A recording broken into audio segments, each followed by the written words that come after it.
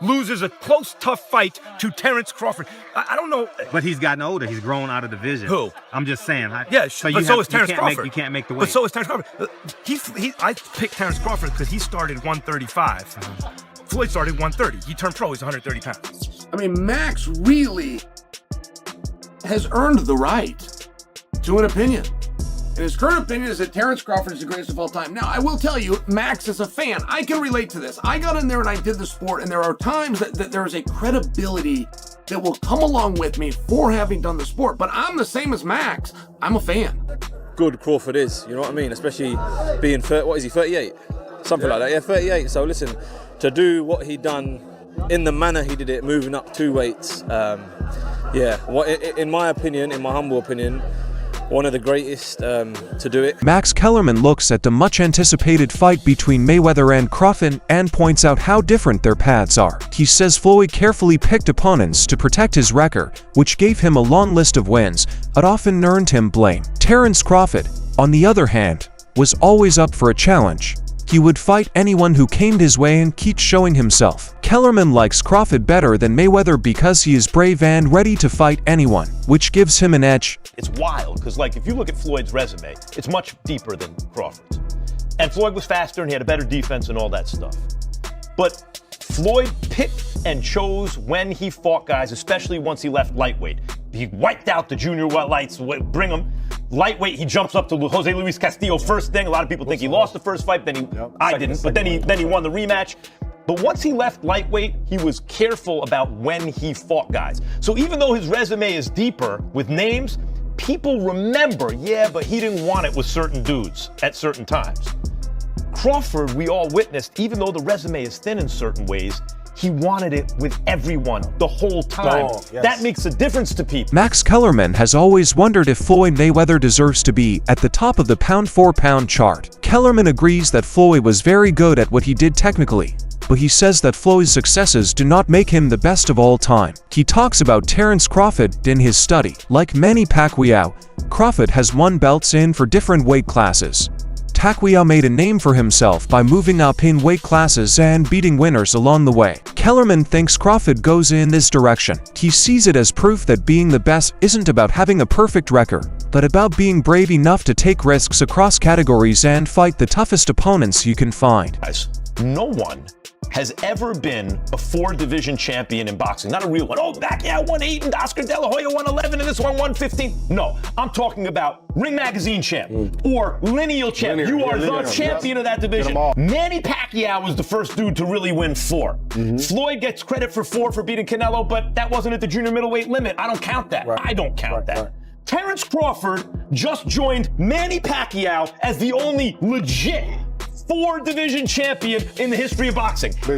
Kellerman also said that Mayweather was being too careful with his career in order to keep his perfect record. He said that Floyd often picked opponents who were either past their best or not as strong from a strategic point of view. Early in his career, Mayweather was praised for how well he played defense and how smart he was. Over time, though, he started to prefer fights that paid more than ones that were tough. People said that his perfect record was more of a business move than proof that he was the best in the world because of this change.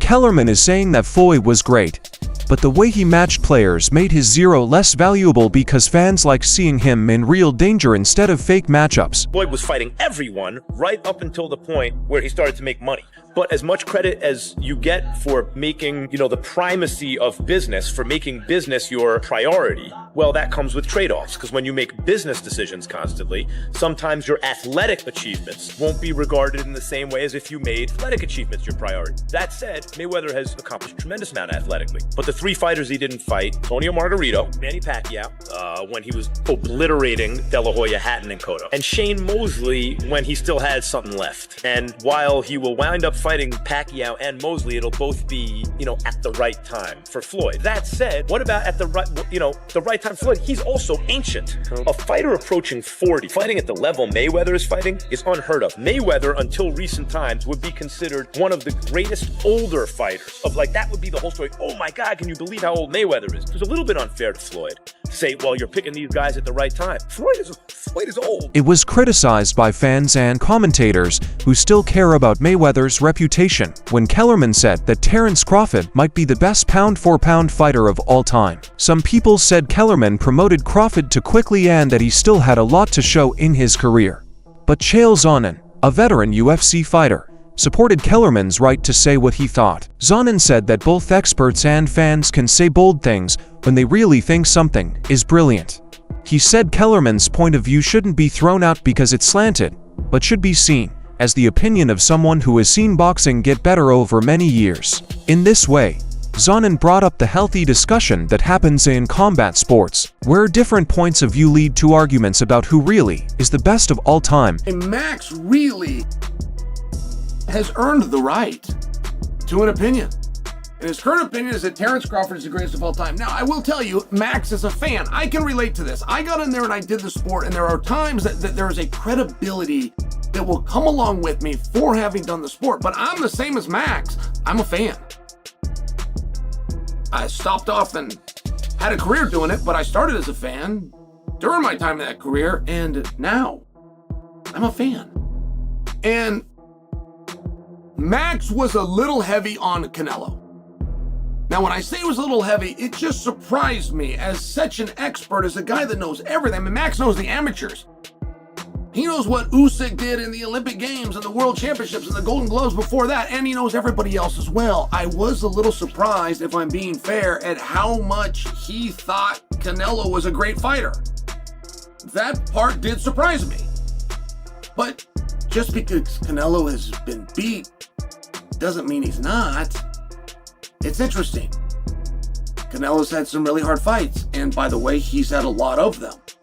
There's not usually a time in boxing where a guy can have anything but a 0 in his loss column, and the guy can still get over. Not only was that not the case, Canelo was valued just dollar and cents at 10 times more valuable than Crawford.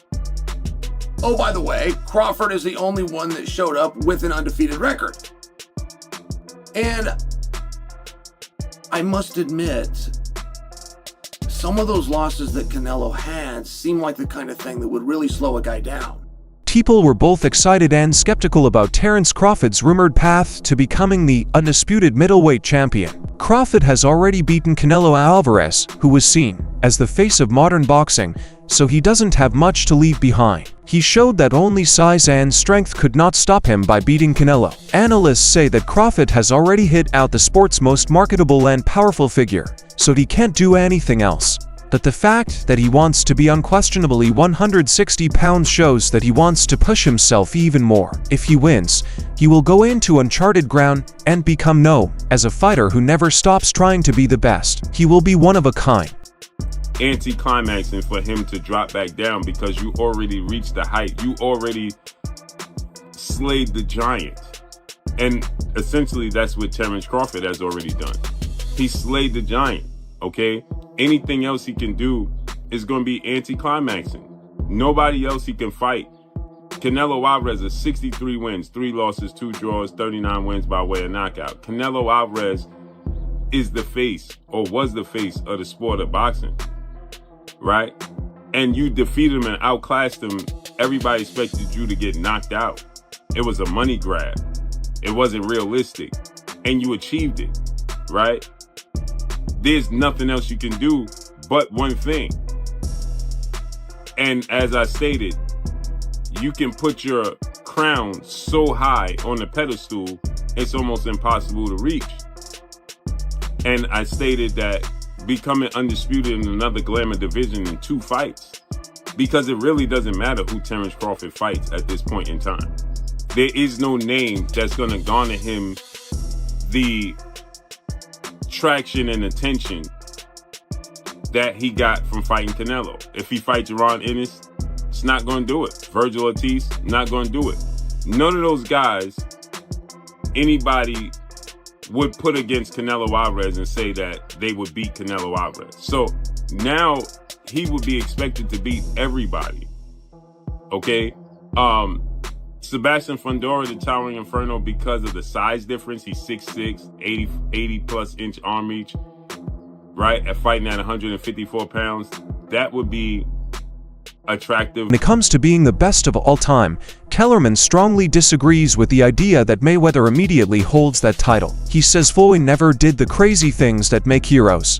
Even though Kellerman is very good at what he does technically, he thinks that being great requires more than just being good at defense and making money. Legends like Muhammad Ali and Roberto Duran put their names at risk by fighting the best, no matter the time or place. Kellerman didn't think Mayweather had the same bold spirit. This is why he doesn't believe the myth that Floyd is the best boxer. Instead, he focuses on boxers like Crawford who constantly show who they are against tough opponents without hiding behind a business plan. Rocky Marciano was 49-0. Before Floyd got to 50-0, he was a heavyweight champ. Did anyone ever consider Rocky Marciano the GOAT? No, not seriously, no. Why would Floyd be considered the GOAT? Because he beat more fighters than Rocky did, more great ones? That's true. But really, Floyd was careful in the way he selected opponents. Don't get that twist. It's not that Floyd didn't fight a lot of great fighters. He did. It's not that I don't think he would have beaten a lot of the tougher fighters than he fought. I think he probably would have, but he didn't do it. He waited. He waited until Pacquiao wasn't at his best anymore. He didn't fight Margarito when Margarito was tearing everyone up. He waited for the right time to fight people. He got paid twice as much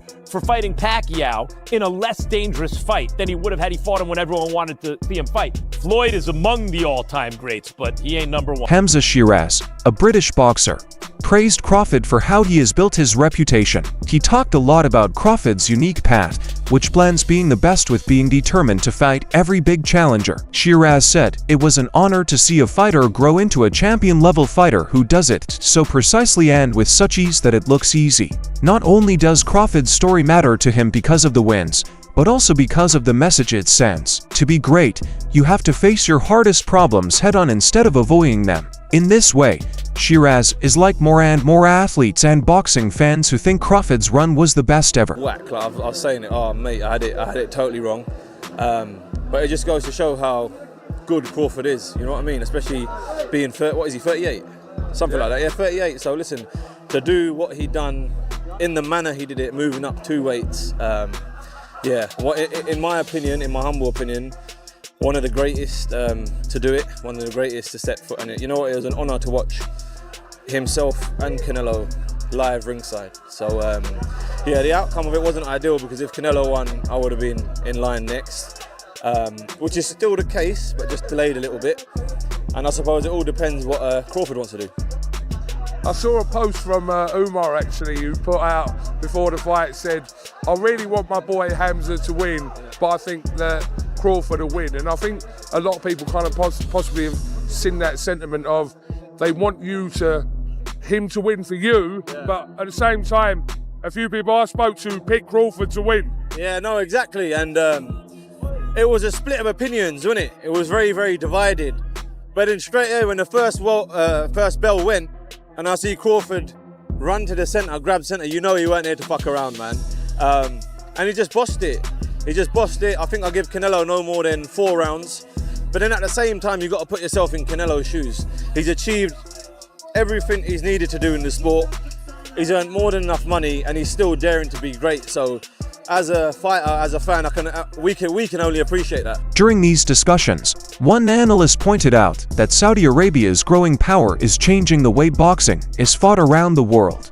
At the center of this change is Turki Al-Sheikh, who has put together some of the most famous fight cards in recent years. In the past, the United States was the main place where meebouts happened. Now, Saudi Arabia has become a new place where mega events happen. A lot of these matches are either strange or meant to be fun. Not meant to put the best against the best, but to get attention. Some people think that Al-Sheikh's plan is not only meant to boost Saudi Arabia's sports reputation, but also to hurt the American market, which has long controlled the sport. He is quietly shifting the center of gravity of boxing by bringing famous athletes and big draws to Saudi Arabia over and over again. Boxing fans enjoy the show, but some are worried that the sport's competitive character is being harmed for money reasons. The events are beautiful and physically amazing, but the real question is whether the future of the sport will be decided by who can pay the most instead of what is best for the sport.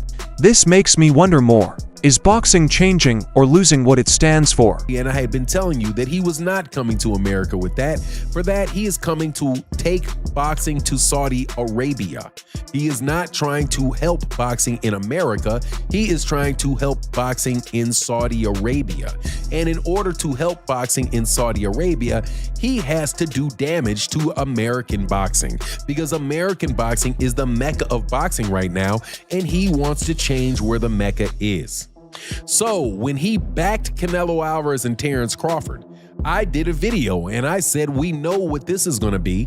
This is going to be them trying to get this fight over for Canelo Alvarez. And then after that, Turki Al-Sheikh wants to take Canelo Alvarez to Saudi Arabia so he can fight Hamad Shiraz. And Hamad Shiraz can be the one to beat Canelo Alvarez and become the undisputed champion. And that was the end game that Turki Al-Sheikh had.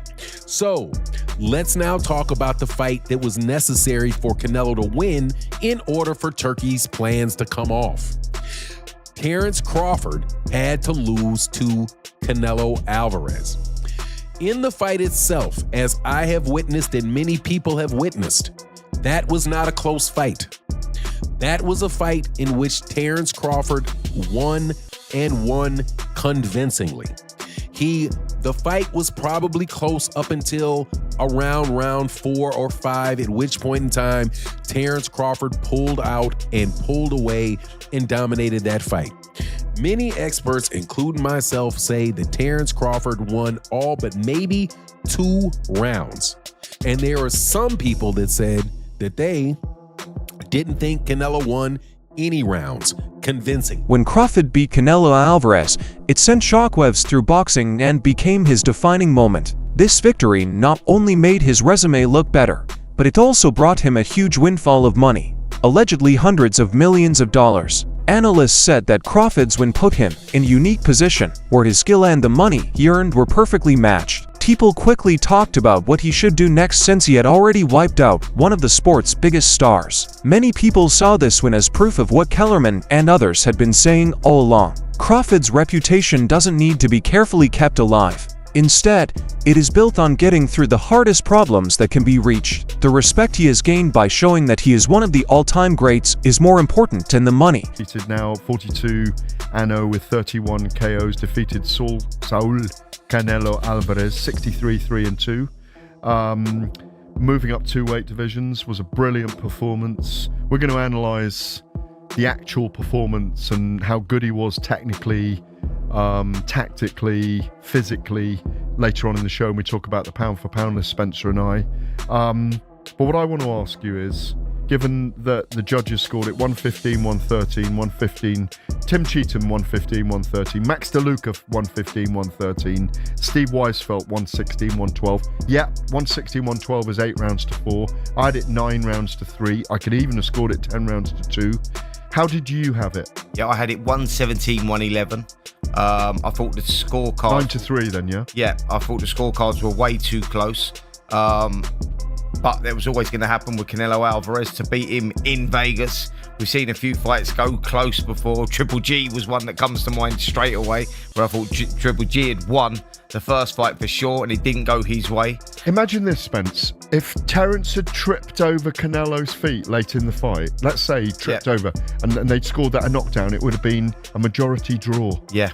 And we'd have been screaming blue murder, wouldn't we? We'd have got a rematch. Yeah. We might still get a rematch. I was going to say that, by the way. That's the only place now for Canelo Alvarez to go to. We know he's still got a couple of fights left with Riyadh season in his contract. I think he'll become like a Ronaldo, a Cristiano Ronaldo for Turki Al-Sheikh. That's what he seems to be setting up as. Get him 2 or 3 more fights, keep him busy, make him a brand ambassador for Riyadh season, get the Mexican audience to know, because obviously there's a big PR going on for Saudi Arabia. They want to conquer America, Latin America. They want to be known out there. That's all for the video today.